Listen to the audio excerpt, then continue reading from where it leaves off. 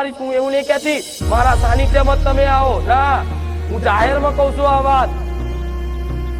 દેવી શક્તિ છું, માતા છું ને, એટલે આવી શિખામણ ના સંસ્કાર આલું છું. દીકરાઓ જોજો, આ માનસિકતા એટલી બધી ના રાખતા, વેમ એટલા બધા ના રાખતા, નકલ આ તો ગોળા કૂવો છે, કૂવો.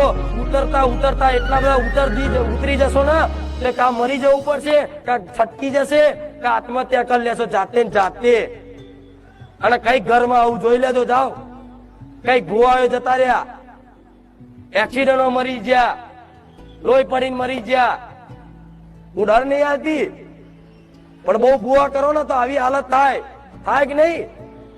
પણ ગોળા દેવી શક્તિની ભક્તિ કરાય, એના છંછેડાય, અને એના છંછેડવાનું કોઈ મોણાની તાકાત નહીં. એ રાજા વિક્રમ એ કુવામાં જતો ઉતર્યો, પણ વિચારોથી આટલો ઊંડો જતો રહ્યો ને એટલે કોઈ એને કાઢવા વાળું બહાર મળ્યું નહીં.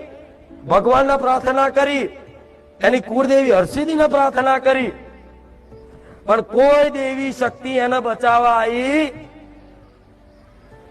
છેલ્લે છે ને એવું કીધું, જગતમાં કદાચ આવી વિદ્યા હોમે લડવા માટે કોઈ દેવી શક્તિ નહીં, તારે હું મેરડી હાથ ઝાલીને રાજા વિક્રમને બહાર કાઢ્યો.